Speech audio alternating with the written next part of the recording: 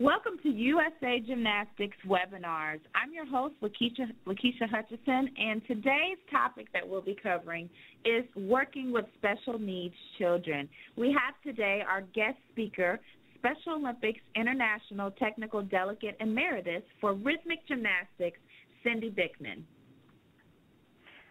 Hi, everybody. Thank you so much for coming today. I'll just take it away, and Lakeisha, if you have to jump in, let me know. You can see on the screen there all of my credentials. I opened my gym in 1976, so I've been doing this a long time. First artistic gymnastics and then rhythmic gymnastics. But as you read through all that, to me, the most important one is the last bullet, which is that I am the coach of the Cobb County Special Olympics gymnastics team. And these are some of my athletes in the picture with me, and we have on our Hugs t-shirts. I will explain to you that at the end, exactly what that t-shirt signifies. All very exciting things going on within USA Gymnastics for special needs. I wanted to tell you just a little bit about my personal journey getting into the field of working with athletes with special needs. I don't have any book learning, as you might say, to teach me about this. When I was competing with my team, Rhythmic Gymnastics, the Cobb County Special Olympics gymnastics team, their artistic gymnastics team, had a competition, and they asked me to bring my rhythmic team over to do an exhibition, which I did. And at the end of the exhibition, they said, well, would you start a Special Olympics rhythmic program? And of course, I said yes. And that was in the early 80s. I started with 4 girls and haven't looked back since. My program has grown from those 4 girls, and I still have 2 of them with me many, many years later. They're still working out and still doing gymnastics, and I have grown my program at my gym to over 70 special needs students, and they range from 2 years old on up to, I think one of our athletes just turned 47, and so they're all working out, they're all doing gymnastics. It's a lifelong sport for your special needs students. So that's been my journey.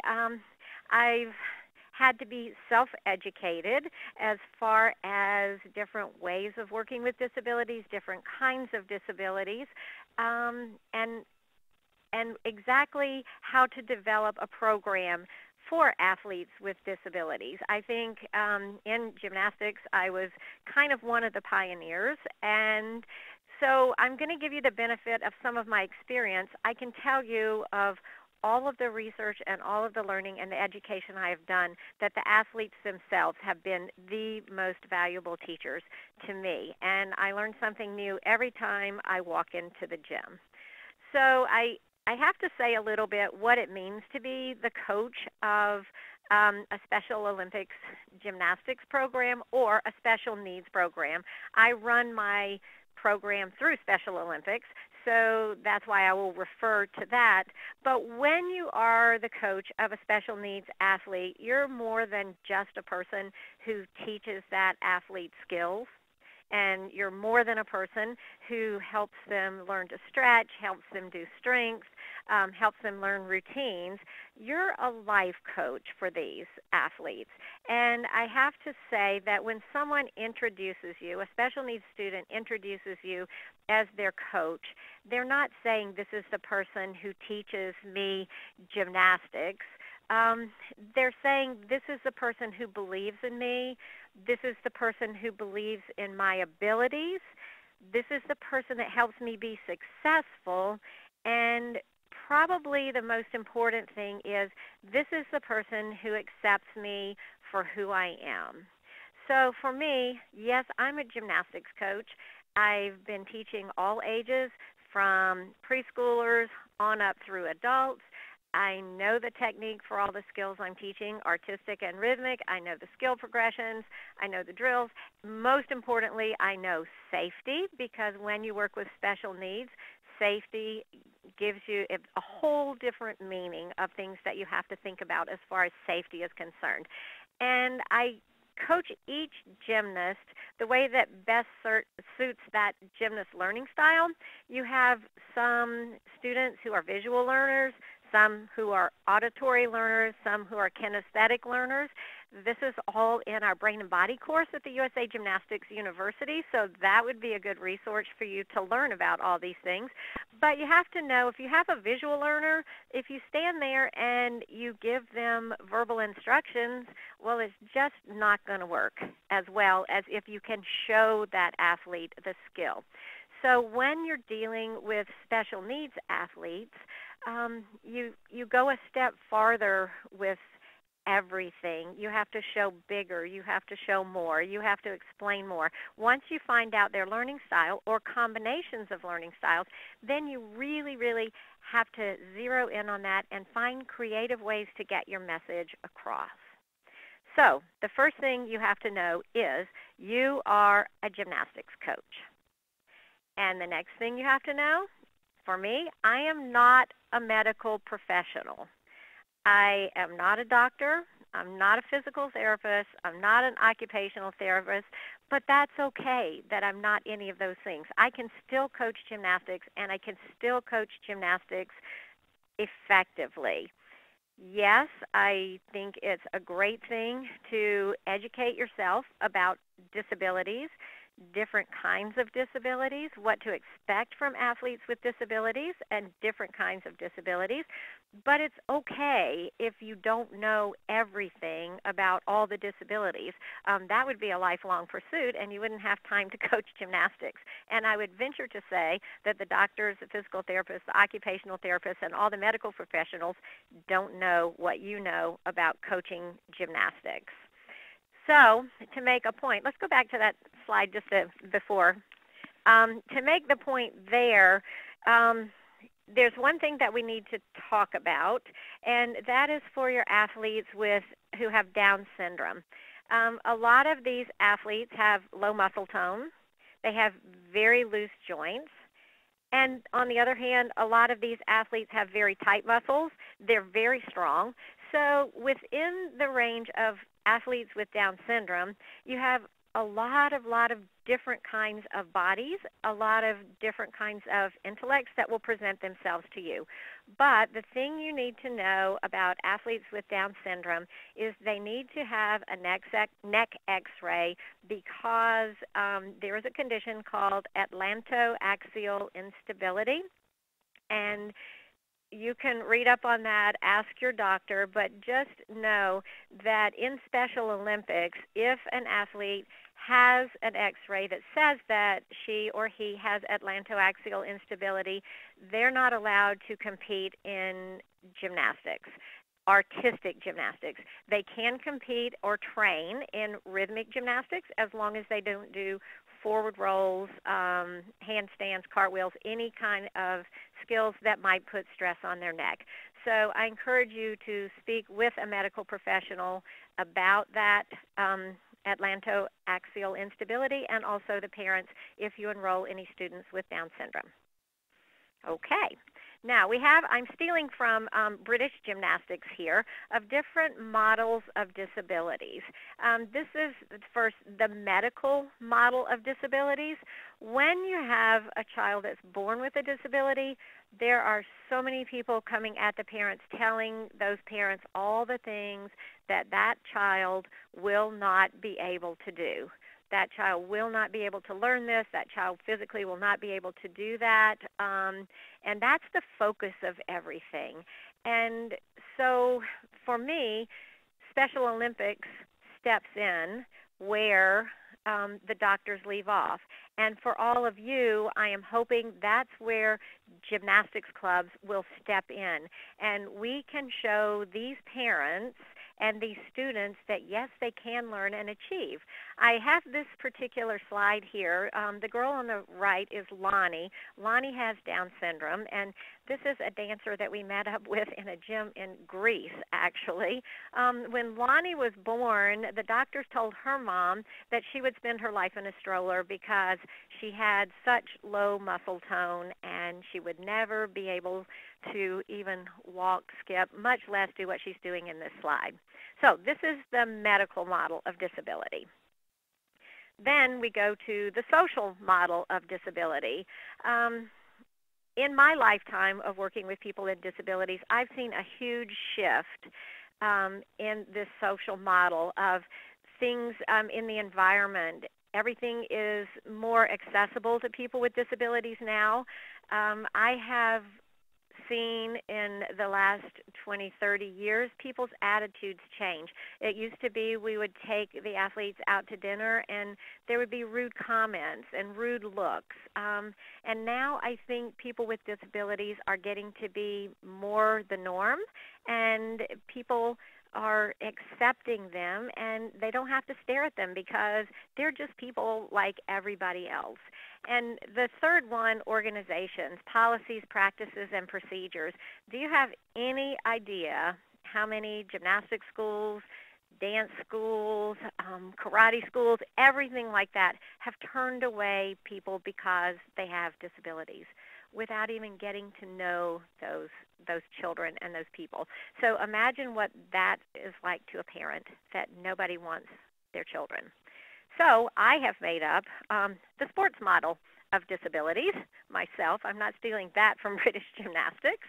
And in sports, we focus as coaches, and the athletes focus on their abilities, not their disabilities.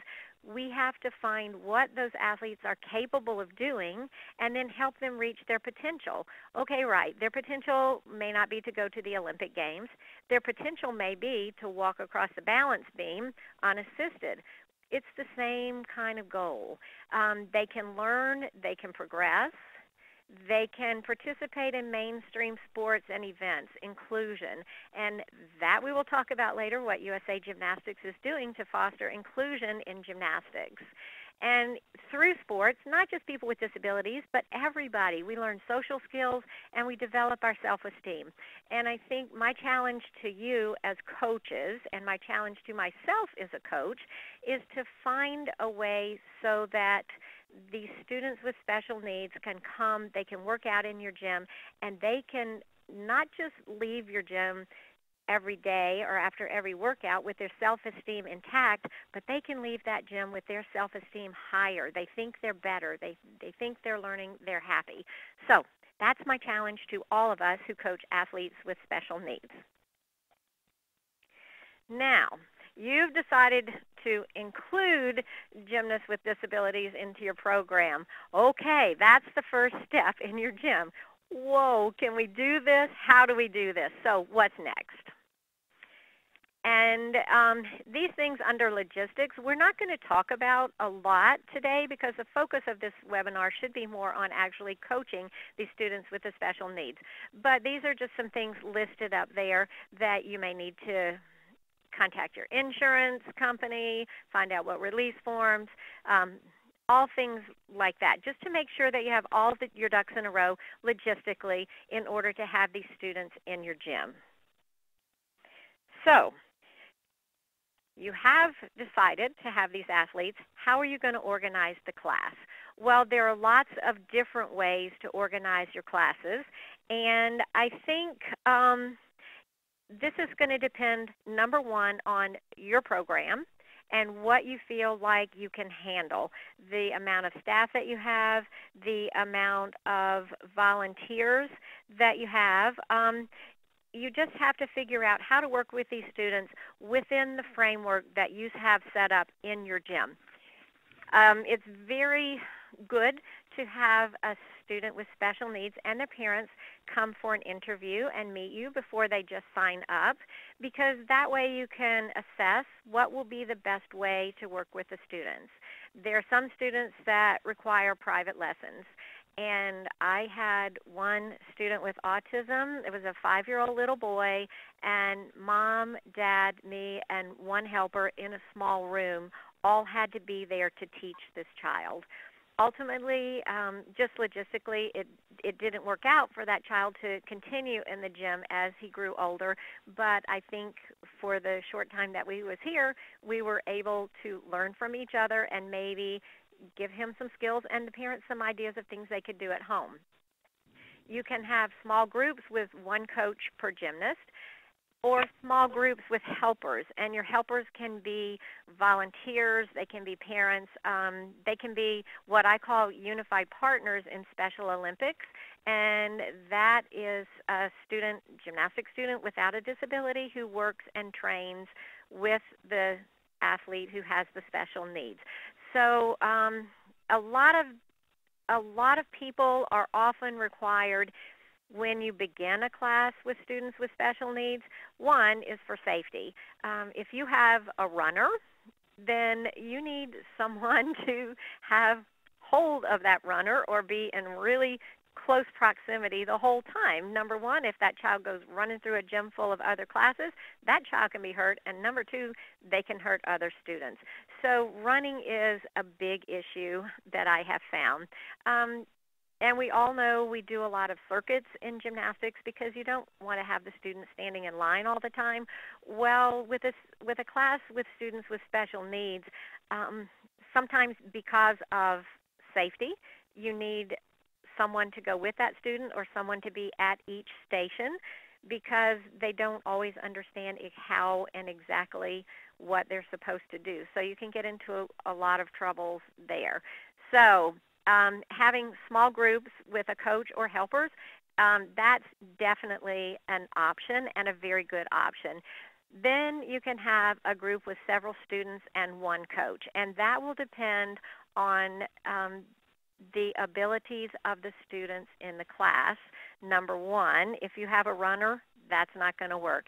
If you have athletes that demand a lot of your focus, then if you have one athlete like that, then how do you work with the other 4 children in the class if you have to give all your attention to keep the focus with this one child? So I have to say that I, on occasion, with some of my students who have been here for a long time, have had like up to 20 special needs students in my class, and we did fine, just me and the students. However, I will say I have a lot of experience doing this, and the students that have been with me in that situation also have a lot of experience. They know how to act in the gym and what's acceptable, what's not acceptable, and I know that we can do things to keep them safe. So that's a choice that you have. And then inclusion. And inclusion means that you take a special needs student and include them in a regular class. How I've worked that at my gym, a lot of times we've had preschoolers who are just have a moderate disability. Maybe they have a little CP, or maybe they have some learning difficulties or a developmental delay. And when they're preschoolers, a lot of times they can fit into the class without having an extra helper, or sometimes it's good to have mom in the waiting room so you can grab mom if you need. As the students grow older, the differences become more apparent, not just to you as a teacher, but also to the other students in the class. And I think one thing you have to watch out for with inclusion is maybe some other children who can be mean to the child who's different. And, you know, bullying is a big thing now, and it's not just people with special needs that get bullied, lots of different people. So that's something that you want to watch out for. Inclusion to me is a wonderful thing because it exposes your children in your gym to different kinds of people, and they come to accept those people as people, and they don't see them just for their differences. So inclusion can go either way, and that's a choice that you need to make within your gym. So enough about class organization. Let's go on. So let's go on to the balance circuit video. Okay. Here. And have we got that to work? And the video's up here. You seeing the video? Yeah, I see the video. So everybody. And transfer it from this cone to the other cone. Passing from one side to the other with their arms crossing across the midline is a very important skill in their development. On the other balance beam, you'll see the star on the floor. When the children get to the star, they have to stand on one foot and balance.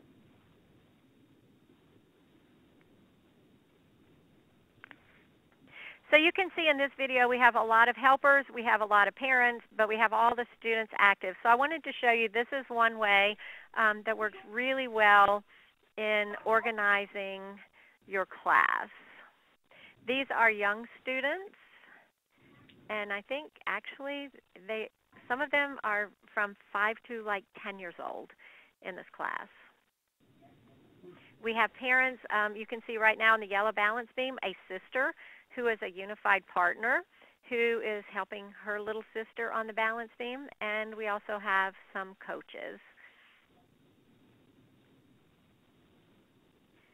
In my gym, the younger students, ages 2 to 7, we have them come with their parents, generally speaking. Okay, the next video we will show is Alyssa. Alyssa has a walker. And these videos that have Special Olympics, we're borrowing. The great thing about Special Olympics is that everyone can participate. Alyssa is going to use a walker now and show you how she walks on the balance beam with her walker. First we start with a wide balance beam. And Alyssa's putting the wheels one on each side. She'll walk to the middle of the balance beam. Stop, balance on one foot. Continue to the end. And she'll put her feet together and count to 3 before she jumps off. That's really important so that the athletes learn to stop when they get to the end of the balance beam and don't just run off the end of the beam. Now Alyssa's going to have a little bit bigger challenge. She's going on this narrow beam, and she'll do the same thing. So in a class, it's easy to work with children who need assistance like Alyssa with her walker, and with children who can do the balance beam on their own. Now, Alyssa's been doing gymnastics for several years, and we have a surprise for you.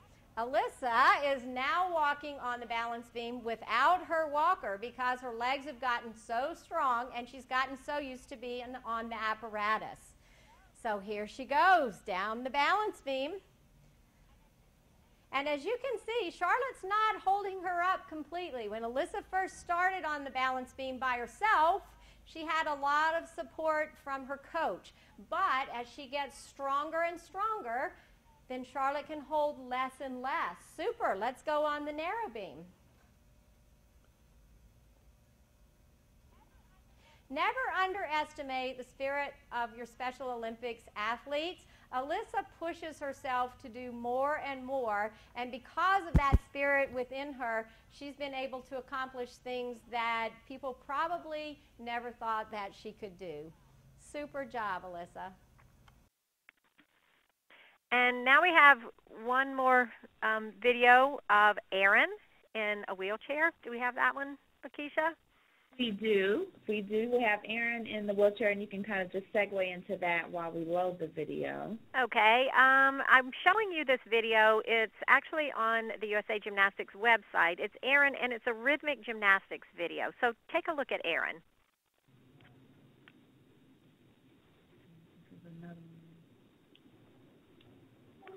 Erin has cerebral palsy, and so she really has no movement in her legs.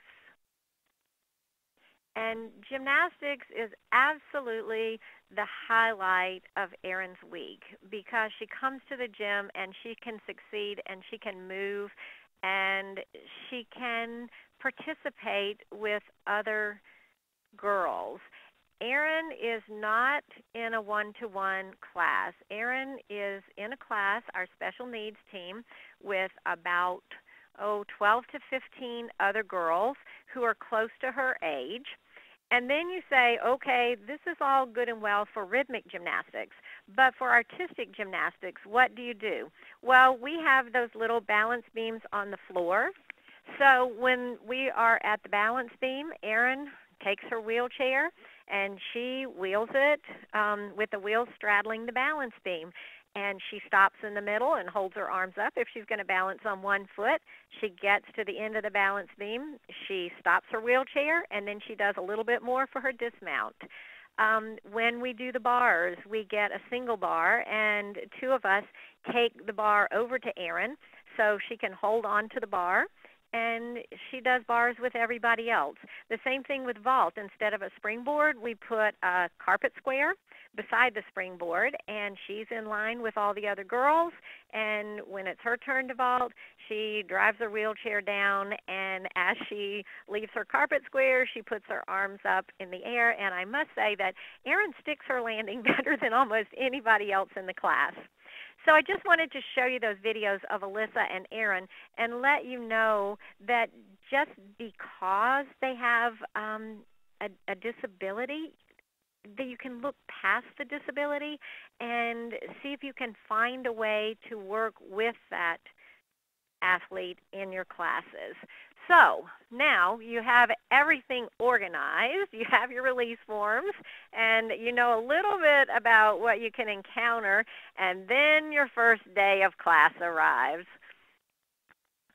And you can see that fine-looking group we had there. Well, yikes, what are you going to do with them when they show up in the gym? You know exactly what to do with them. You teach gymnastics. You don't teach the disabilities, you teach the students. So we have a little video here of jumping in the pit.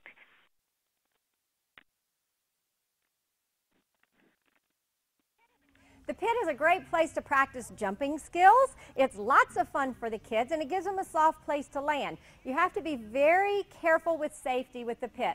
The children should always land feet first, never on their stomach, and never ever on their head when they go into the pit. It's also important that there's not someone in the pit that they might jump in and land on. So I have Charlotte over here. Maddie's going to do a big jump and land on her feet in the pit, and then she's going to crawl to Miss Charlotte. Ready? 1, 2, 3, jump! Now crawl all the way over there to Miss Charlotte. This is great exercise for building strength in their arms and their legs. Keep going, super job. Okay, Carter, 1, 2, 3, big jump in the pit. Big jump, land on your feet. Ready, set, go. Good job. Can you crawl in the pit? See if you can crawl. Use your arms and use your legs. There you go, good. Super duper. You can practice all of your positions and jumps going into the pit. First we'll see a nice straight jump. Reach your arms for the ceiling, straight legs, beautiful. And crawl out the other side. Quick as you can. Go fast, fast, fast. Tuck jump. Reach your arms for the ceiling. Tuck those knees up high. Super. And crawl out as fast as you can go. Let's see a big straddle. We're going to let both you guys do your straddle. Good. Crawl to the other side. Now, we talked about pit safety. We want to make sure that he's out of the way before the next one does the biggest straddle in the whole world. Ready? Go. Big straddle. And crawl out as fast as you can. Go fast. Use those arms. Use those legs. Okay, so I have a question for you after watching the video on pit jumps. Is that anything that you do differently from when you teach students who don't have special needs? All of those kids had special needs, and yet they were able to work into the framework of a gymnastics class to do skills that we always do in gymnastics, and you saw the varying different skill levels that you might see in a student with special needs. So, some coaching tips for you. The first thing I have to say is have a plan. And always have plans B, C, and D in mind in case plan A fails. You can see the third slide. Yeah, plan A failed on that one. So you teach your special needs classes a lot like you teach a preschool class. Even though chronologically some of the students may be older, much older, adults, you can still structure your class like a preschool class or have that in mind. Now, that's not to say that they don't advance past the preschool level. I would never, ever, ever put a limitation on any of your special needs students. But when you begin, you might know that they may need to have a preschool class structure until they're 10, 12, or 25. Just depends on the activity that you're doing, and it depends on the student that you have. So you have to remember safety, safety, safety. And then after safety, it needs to be just like in a preschool class, 99% fun, or why would they want to do it? So what you have to do when you're coaching the students with special needs, you have to let go of the idea that teaching skills is the most important thing that you do. It's not. You are teaching gymnastics. You are teaching coordination. You are teaching them to stretch. You are improving their muscle tone, giving them strength, and all the things that we talked about, the self-confidence and their self-esteem. So always be willing to change the plan. That's what you have to know. Now, structure your class the same every week, especially in the beginning. And this is especially important for special needs students. I would say it's important for your regular students to know that when they come to the gym, they walk in the gym, they sit in the circle first, they call the roll, then they do warm-ups in this area, and then they work on their events. It's a very comforting thing for anyone, any student who comes into your gym, to have an idea what will be expected of them that day. And there's some comfort in routine. So I encourage you, with your students with special needs, to be really, really careful that you have your plan and that your structure is the same. So, having said that, what I wrote at the bottom is, let change become the norm. I have to tell you a story about Allie, who has autism. And Allie, I would say, was about 10 or 11 years old. She had been doing gymnastics for several years, and Allie was very high functioning, and her mom homeschooled her because it got to a point in school where Allie realized that she was different from the other children, and it really started to bother her, and some of the other children said things to her which she understood. So Allie came to gymnastics, which really improved her self-esteem, and she found a place in our special needs program where she was accepted.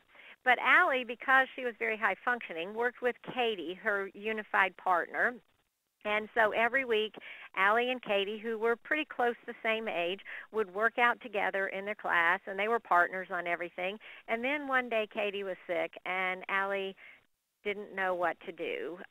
She totally lost it, had a meltdown, crying, wouldn't come in the gym, and her mom said, oh, it's because things are different. She has to have the things the same every week, or she just loses it. Well, I said, okay, that's all good and well. However, Allie will have to function in the real world, so we're going to make change the norm.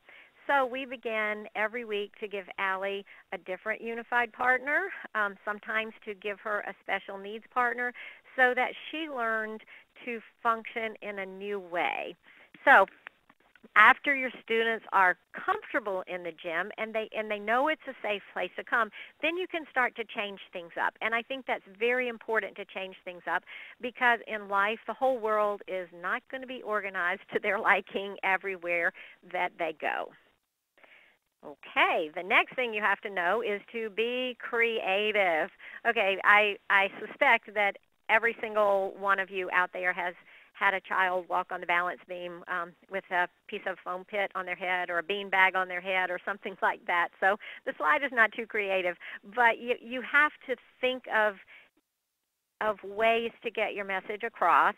And I will tell you about Kathy. Kathy was one of my original 4 students in my Special Olympics program.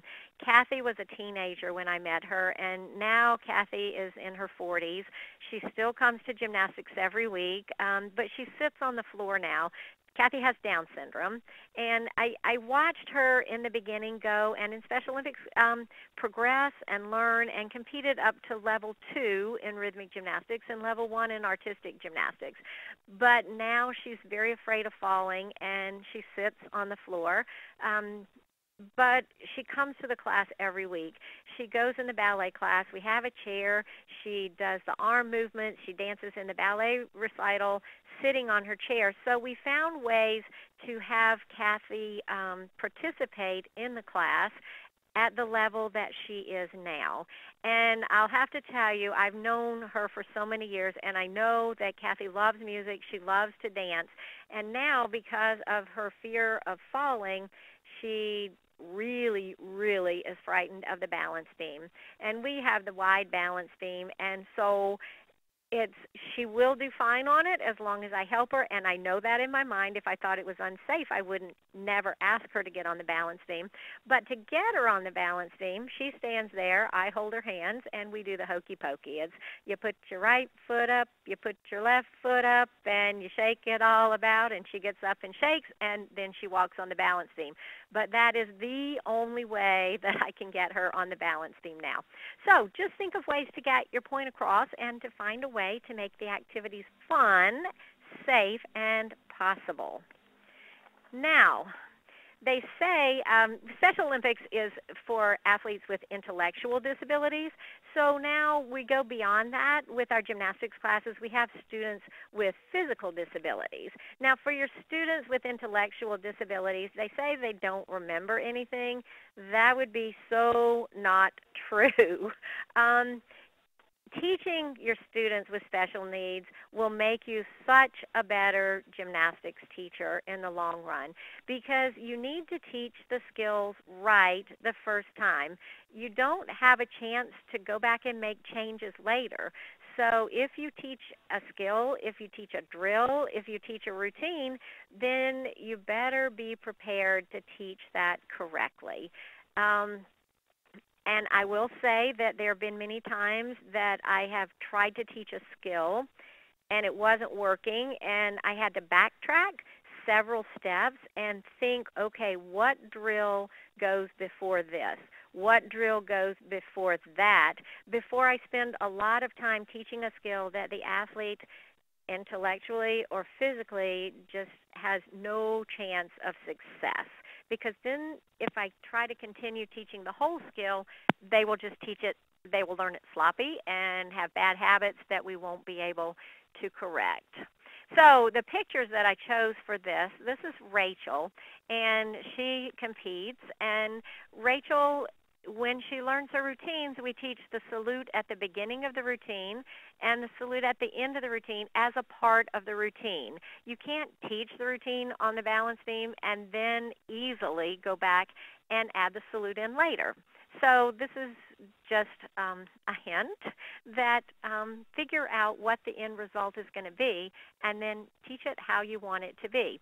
I will tell you a couple of stories. We had in an old Special Olympics routine a front support to a leg cut on the bars. And so all of the gymnasts did the leg cut with their right leg. Well, one day we were on a different set of bars. We have two bars side by side, and the low bar faces a different way on each set of bars. So we had always worked on one set of bars, and then we went to the other set of bars. Well, the low bar was on the other side, so we were facing the other way in the gym, and I was spotting, and every single one did the leg cut with the left leg and kicked me. Well, then I realized they didn't really do the leg cut with the right leg. They always did the leg cut with the leg that was closest to the wall. So when we turned them around, that was their orientation. We had a meet not too long ago, and the girls were doing a long hang on the high bar, and I kept wondering why they were all turning around and facing, they always do the routine, facing away from the low bar, and almost all of them turned and did their routine facing the low bar. Well, the reason is that the judges were on the other side. I had switched sides for spotting, and so they all turned around so that I would be on the side that they were used to. So I think you have to kind of appreciate that sometimes their minds work in different and mysterious ways, but all wonderful. We trained a floor routine in a small room once, and we did a chassé to the right, turn around, chassé to the left, and by the time they did those two chassés, they were pretty close to the wall. So we came in the gym, and they did a chassé to the right, and then they chasséed to the left, to the left, to the left, to the left, to the left, all the way across the gym until they got to the wall. So these are things that you can just appreciate and learn as you go along. So I have a video to show you about teaching Ansley a V-sit on the balance beam. Just take a look. Now we're going to do a V-sit. First, Ansley, let's show it on the floor. Sit down, put your feet in front in a tuck. Good. Put your hands in the back, and then hold your legs up in a V-sit. Can you have straight legs, like a pike? Really straight legs? Good. Now let's sit and do it on this big beam. Okay, stand up. Now put one leg over like you're riding a horse. Yep, can you put your leg over and sit down on the beam? Now, hands in the back. Hold on to that balance beam. Good. Put your feet right here, both feet in a tuck. Super tuck position. Now, let's put those legs up straight. This is a pike, but it's a V-sit. Wow, put your legs really straight. Super job, Ansley. Well, I wanted to show you that video, not because that was the most beautiful V-sit in the world, but I want you to see what you may encounter in real life. And I will tell you that that V-sit on that day was a huge, huge accomplishment for Ansley. Before we did this video, we had had a total meltdown, 30 minutes of crying, lying on the floor, hiding in the bathroom, hiding behind Mom. So for Ansley to come in the gym and do this was a huge, huge success. So just know that you figure out what that child can do on that day, and you applaud the effort and not necessarily the outcome. So that's the reason I wanted to show you this video of Ansley. You will see Ansley in a few minutes in a vaulting video and further appreciate how her mind works. So just like everybody in gymnastics, you teach skill progressions. You don't just walk in and teach a skill. This is at Flip Fest when our special needs athletes were learning how to do the German wheel. And so you can see the skill progression from one thing to the next. So I have a couple of videos that I want to show you. The first one is a support circuit. So I know in our preschool classes, we have all the children put their hands down and do what we call donkey kicks. Well, you may have to back things up even farther for your special needs students. Hold their body on their hands without collapsing on their face. All right, we set up a little circuit to show some different ways to practice that. Okay, go ahead, boys. Walk your hands forward, walk your hands forward, walk your hands forward.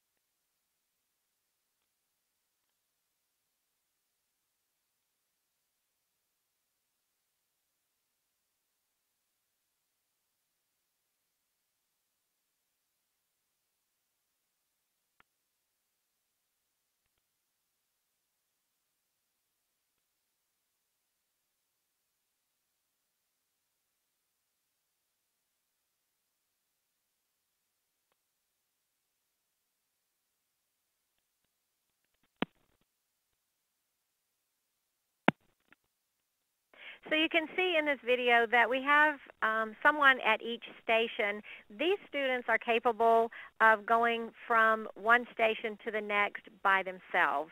There may be a time when you, instead of having a person at each station, you have a person with each student to take that student from station to station because they really don't understand sequencing.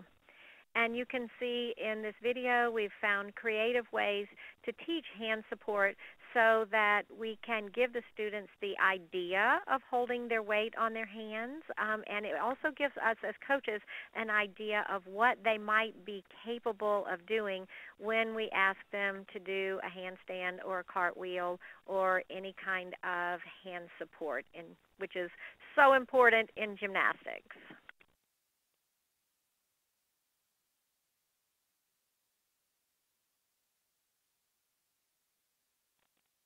And I hope you see here that this is just gymnastics. It's just gymnastics. So, Lakeisha, I think if we could take this video, that's probably enough of seeing this. And we'll go on to our next video, which is actually teaching a handstand. And this video is also on the USA Gymnastics website. Hey, this is Katie. Katie, can you show everybody how we learn a switch leg handstand? The first thing we need to do is make sure Katie's arms are strong enough to hold her up when she has all of her body weight on her hands. Let's see some muscles, Katie. Ooh, yeah, she works out. She's got some strong muscles. So let's just test this with a donkey kick. Put both hands down on the floor and just jump your feet in the air. Yep, do it again. One more time. I think she's strong enough to do a handstand. Now, stand up, Katie. Let's learn a lunge. Now, switch leg handstand starts with one leg front and finishes with the other leg front. So we practice the lunge on both legs. Nice front leg bent, back leg straight, arms right here by her ears. Good. Change and do the other leg. That's it. Good. Look at these straight arms. Now, we'll try the switch leg handstand. When I spot Katie, I'm holding her hips in case something goes wrong. I don't want to spot her legs. Ready, Katie? Put your hands down and switch. And then stand right up. Where's your lunge? Arms by your ears. Good. So we start with little baby ones like this. As she gets her confidence, she'll kick up higher and higher. Let's try that one more time. And watch how she keeps her back leg up at the end, and when she stands up, that back leg stays straight. She goes right to the lunge as she lifts her arms up.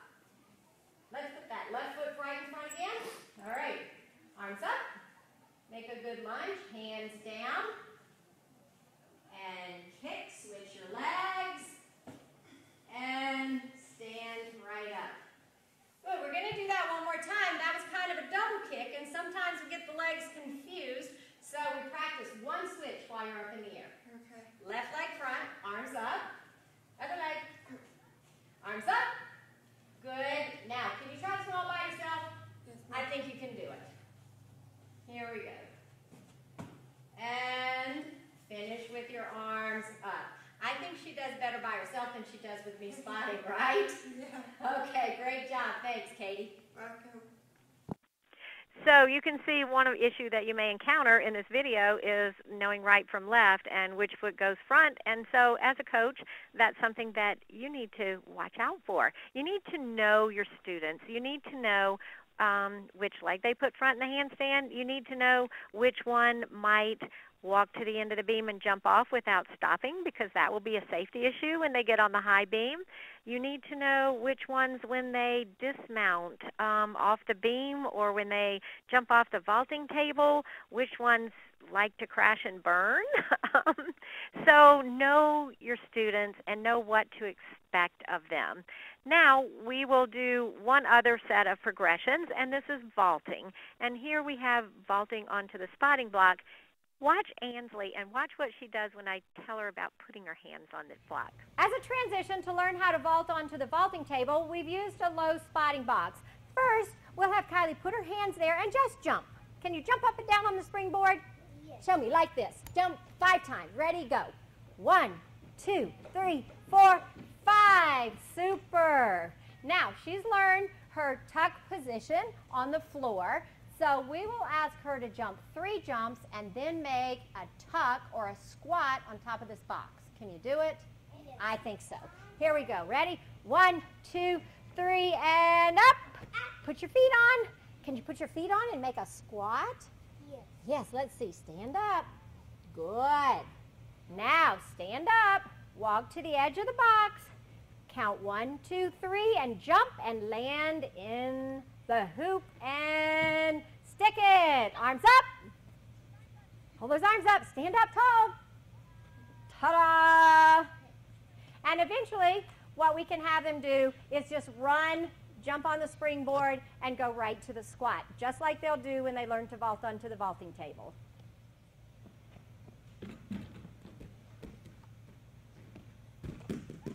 Arms up. Stick it. Stand up tall. Good. Let's do it one more time. And before you put your feet up, can you put your hands on the box? I bet you can. Run back there. When the athletes are learning to vault, it's a good thing for them to start by raising their hand before they run. Get used to the competition situation where they'll have a judge. Hands down, hands on there. Now jump up to your squat. Jump off and stick it. Arms up. Beautiful. Okay, so a couple of things that I want to point out about this video. You can see the first little girl, Kylie. She is definitely a visual learner. When I was giving her instructions what to do, it did not compute, but when I showed her, or when she jumped off and when Rachel showed her the position, then she was able to copy that. So that would be a thing to know about Kylie. You have to show her what you want to do. Also, what you could see with both girls, they were doing a squat position when they were on the block. Well, when they jumped off, both of them first did the squat in the hoop. So that's a thing that you will see sometimes and have to work with different positions, okay? It's a squat here, but it's standing up straight there. So it's really pretty much two different skills. Now we'll show you one more video that's a vault onto a vaulting table, and you can see this is obviously a more experienced athlete, but she does similar drills. Hey, this is Kalila. Kalila, let's teach everybody how to do a squat onto the vaulting table and a tuck jump off, okay? So first we want to practice the tuck jump and the landing. I'll have Kalila just walk along this mat. When you get to the end, put your feet together. Tuck jump, tuck your knees up in front, stick the landing, and right from the beginning we practice the salute to the judge. This will be important if she competes in gymnastics. Now, to go to the vaulting table, first she needs to learn to jump. Okay, while this is buffering, you can see that we've got a lot of different drills that we can use for vaulting. And my question to you, is this anything that you don't already know? You're just adapting it to a different student, a different type of student who might learn in a different way and who might have a little bit of challenges that some of your other students don't have. So Kalila, we've backed up, and she was practicing jumping off and sticking the landing. And hopefully the video will show. Well, it's actually up here, Cindy, so they can see it. I don't know if it's the connection. Okay, it's my connection. Okay. Okay, so. Okay, it's just not showing on my computer. So anyway, you can see that students of different ages do the same drills, the same skills at different places and at different levels. Okay, so is the video finished there? Okay, so let's go on. So do you see how you teach skill progressions? You might back up and go deeper and deeper into the basics of all your gymnastic skills, making you a better coach. So my question to you, when you're working with students with special needs, is it just about gymnastics? And my answer to you is a big, huge no. Is there more? These are three of my students with special needs. Oh, let's go back to that. They are on a Santa Goodwill trip to Great Britain. They competed in a gymnastics meet with the British Disabilities team, and then we went to a hospital and visited the senior citizens. I will tell you that a student with special needs does not always need to be the recipient of charity or the recipient of sympathy or any of that kind of stuff. They have a whole lot to give. And so I'm hoping that as you work with your students with special needs, you will realize that they are giving to you much more than you're giving to them, but they also can go out in the community and do outreach and give to the community. So I have one more slide. This is Dana and her mom at the Gymnastrata in Switzerland. And Dana has a few words for you.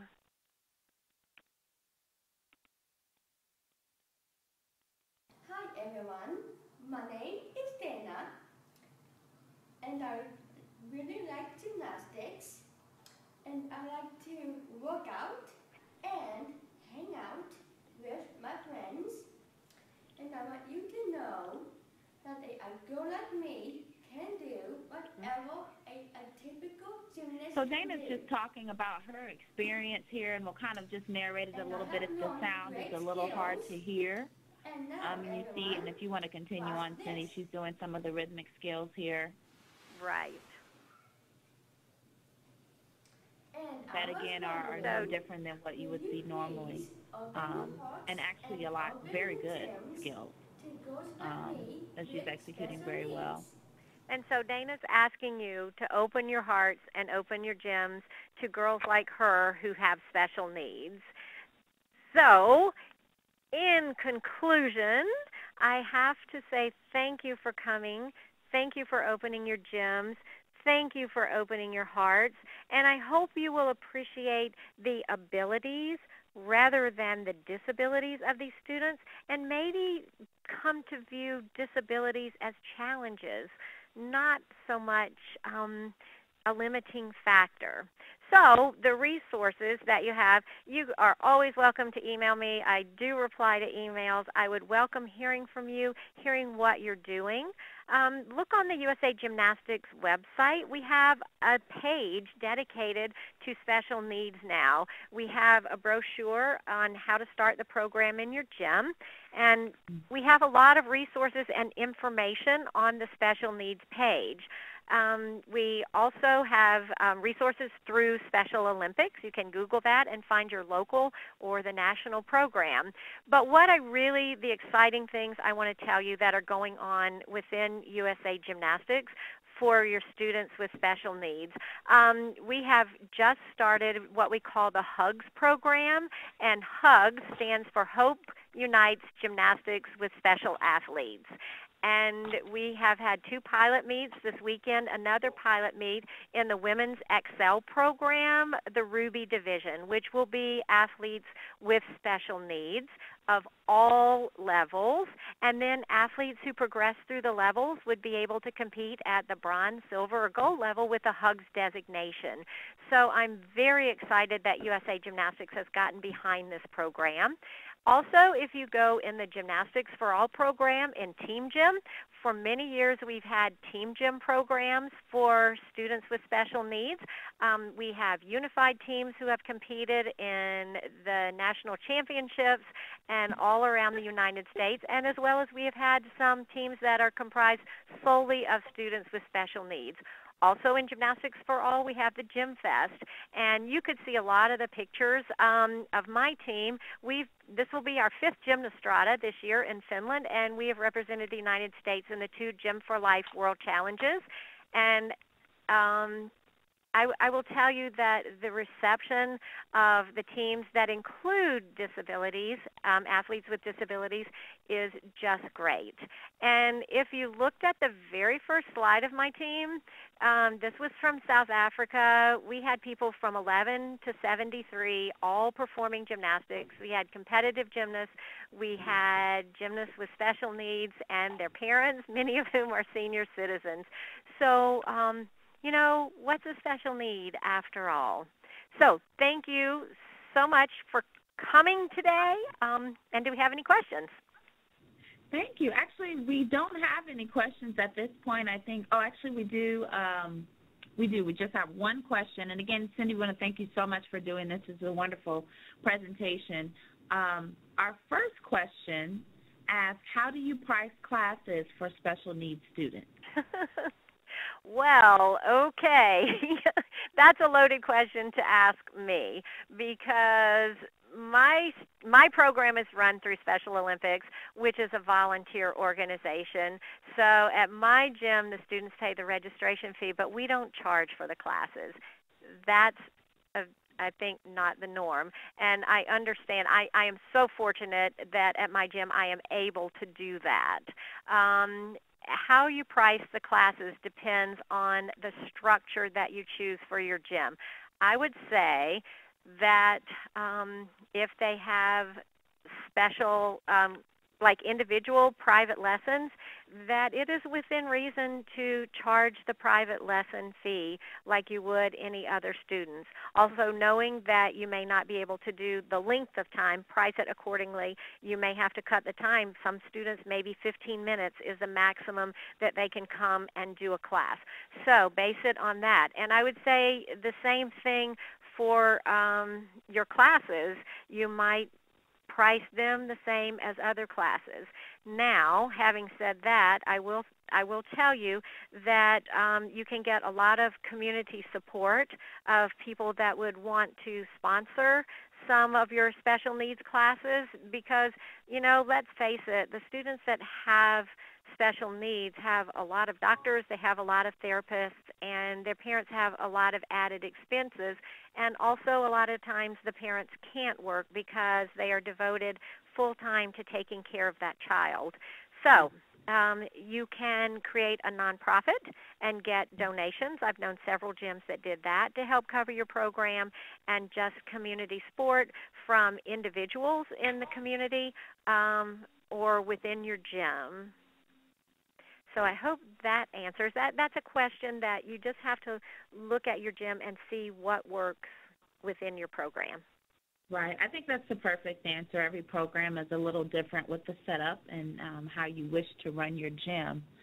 We do have a couple more questions. Do you have a URL with any of the videos for level 1 through 3 routines that you would recommend? I'm assuming that you're talking about the Special Olympics routines when you say that. Okay. Mm-hmm.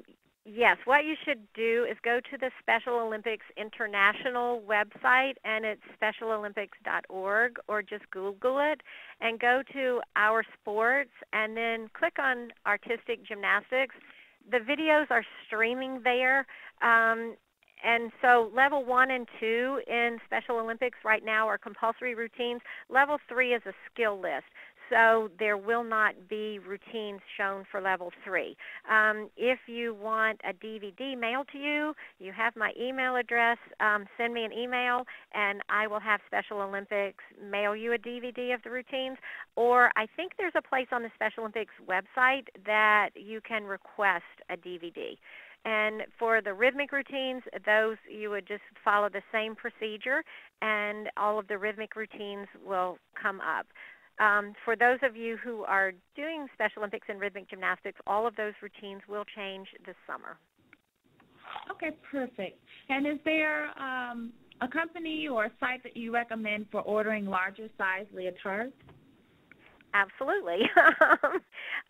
We work with 10O, with GMR Gymnastics, and that's in Atlanta, and they have this stretchy velvet stuff, which is really good.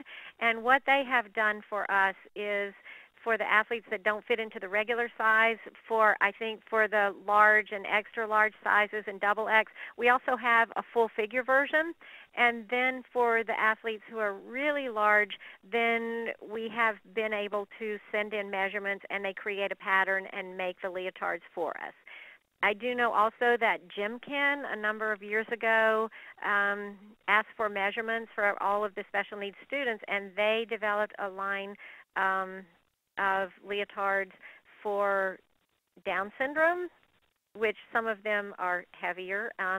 And so I think you could work with them. And also Snowflake Designs in California has been very good about making leotards for some of our athletes. So those are the ones that I know of. I'm pretty sure there are others, but those are just the ones that I've had personal experience with. Okay, wonderful. Well, Cindy, again, that concludes our questions for today. Again, Cindy's information is there if you want to send her an email, or if you have any other specific questions that you couldn't think of during the presentation. But again, Cindy, we really appreciate you coming in and guest presenting for us on special needs today. And we appreciate all of you who are attending and who will be watching the live stream. Please follow us on USA Gymnastics. Follow USA Gymnastics on LinkedIn for webinar updates. And again, visit our gymnastics page for the webinars at usagym.org/webinars to view the entire presentation again and print off the PowerPointed slides for reference. Again, we appreciate you all for supporting USA Gymnastics webinars. And begin here, go anywhere. We'll see you at the next webinar.